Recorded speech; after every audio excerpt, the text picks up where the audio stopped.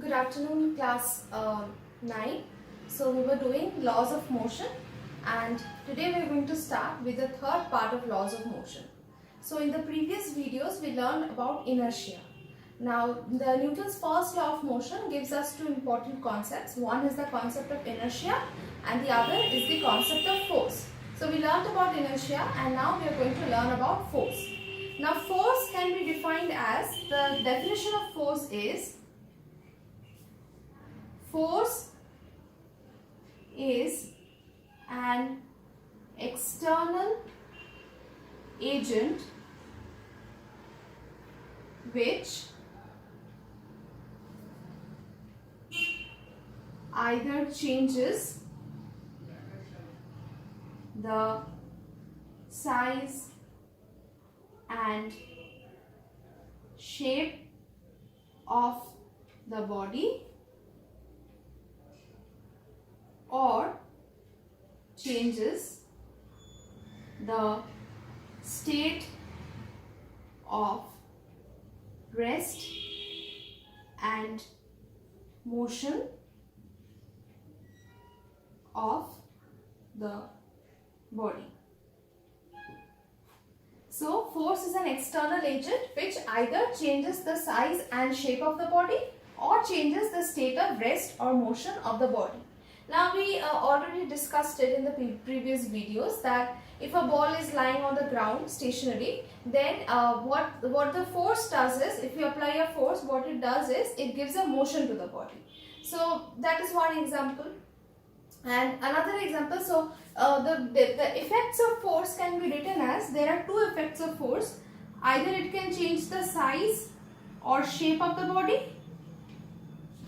or it can change the state of rest and motion of the body. The state of rest and motion of the body. Now, example wise, changing the size and shape of the body. Suppose we have a rubber ball and we apply a pressure on the rubber ball. What happens? The size and shape of the rubber ball changes. Similarly, suppose we have a spring and we attach some load with the spring. What happens? This length of the spring increases. So those are examples of how force changes the size and shape of the body. Next is the state of rest and motion, which is very easily understandable. The examples that I gave you. A ball is lying on the ground. If you don't push the ball, it will not move forward. The way a horse cart moves, the way the because of the gravitational force, everything falls towards the earth. All of these are examples of how force changes the state of rest and motion of the body. So these are the two effects of force. Now in the size and shape part, there is one important thing to note, which is the size and shape of a body will change only if the body is not rigid. What I mean by rigid is that if the intermolecular spaces, if the interparticle spaces of the object can be changed, then the body is called non-rigid. But if the interparticle space, the intermolecular space cannot be changed in a body, that body is called rigid body. So only if a body is non-rigid, only then the force can cause some change in size and shape of the body. Fine. So after this we have two types of force. There are two types of forces. Forces can be of various types, but in this chapter we will divide force in two types. First is the contact force and second is the non-contact force. First is the contact force and second is the non-contact force. So as the name suggests, what are contact forces? Contact forces are forces which act only when the bodies are in physical contact with each other, when they are directly touching each other. So there has to be direct physical contact.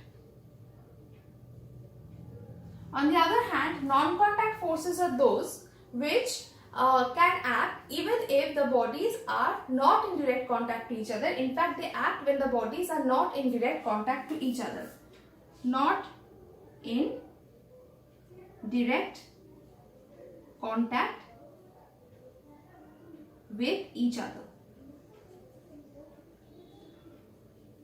So let us see some examples of both types. Let us see some examples of both types of force. First is the contact force.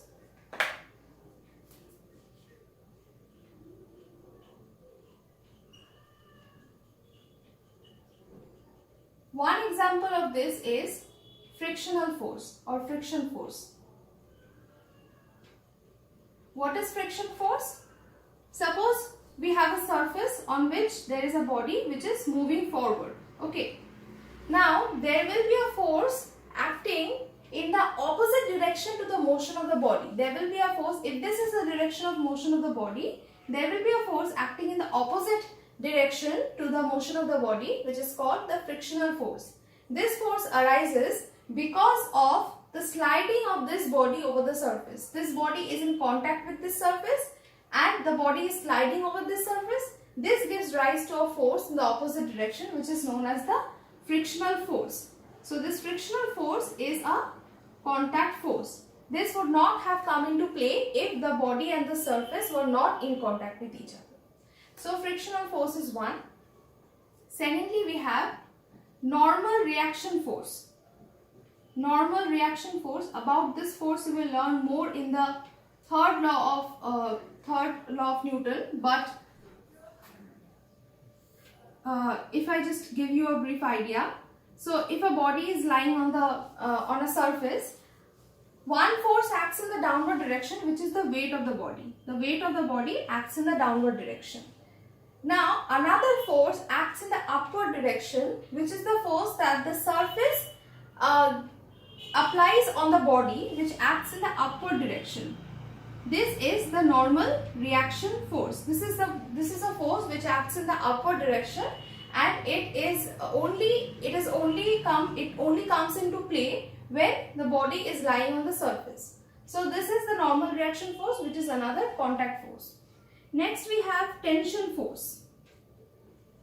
Tension force. What is tension force? Suppose you have a string which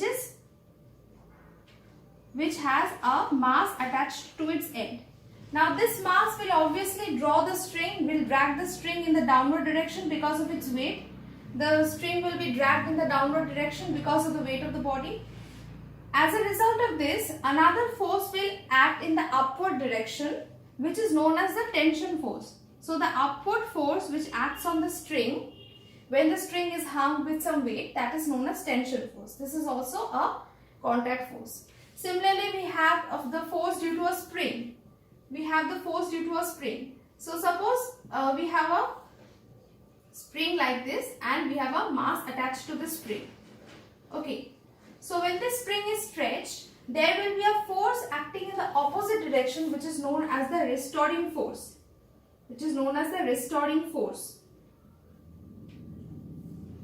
Alright. So this is also a contact force. So these are basically the important contact forces. We have friction, we have normal reaction, we have tension, and we have restoring force. So these are the contact forces. Now let us see some non-contact forces.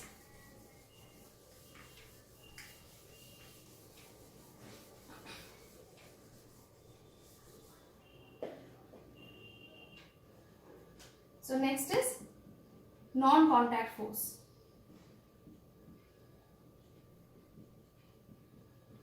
First example of this is gravitational force. What is gravitational force? The force with which every object attracts every other object on this earth because of their masses, that is known as the gravitational force. This gravitational force does not need the bodies to be in direct touch with each other. Even if the bodies are far apart from each other, the gravitational force will act between them. So gravitational force is one non-contact force. Another non-contact force is electrostatic force. Electrostatic force. When we have got two charges, suppose we have one plus and one plus charge, two plus charges, what will happen? They will repel each other. Similarly, if we have one plus and one minus force, what will happen? They will attract each other. So this repulsion, this attraction, all of these have a force. So this force of attraction or repulsion between two charges, either to like charges or to unlike charges. This is known as electrostatic force, and this force also does not need the charges to be in direct contact with each other. Even if the charges are separated from each other, they will act. So this is electrostatic force. Another force is magnetic force. Magnetic force is also a non-contact force. The force with which two poles of a magnet, if one is a north pole and another is a south pole, they attract each other, or two north poles and two south poles repel each other. These are known as the magnetic forces, and they also act without the magnets being in direct touch with each other. That is, they are non-contact forces. So these are some examples. One is gravitational force, one is electrostatic force, and one is magnetic force. Gravitational force is only attractive in nature. Gravitational force never repels anything, everything is attracted. Electrostatic and magnetic force can be both attractive and repulsive. If two like charges are present or two like poles are present, then repulsion happens. If two unlike charges are present or unlike poles are present, then attraction happens. So there is another important property of the non-contact forces, which is that the non-contact forces are dependent on the distance of separation between the two bodies. If we are talking about gravitational force, how far apart the two bodies are situated from each other, that affects the magnitude of the force. The magnitude of the force, or how strong the force is inversely proportional to the square of the distance between them. The force is inversely proportional to the square of the distance between them. That means if you increase the distance between them, the force will obviously decrease. Okay. So if the distance between them is doubled, the force will become 1/4. Okay. So this is known as the inverse square law, and this is followed by these non-contact forces. So this is everything about contact and non-contact forces and the general idea of force. From the next video, we will start with the second law of Newtonian mechanics, or Newton's second law.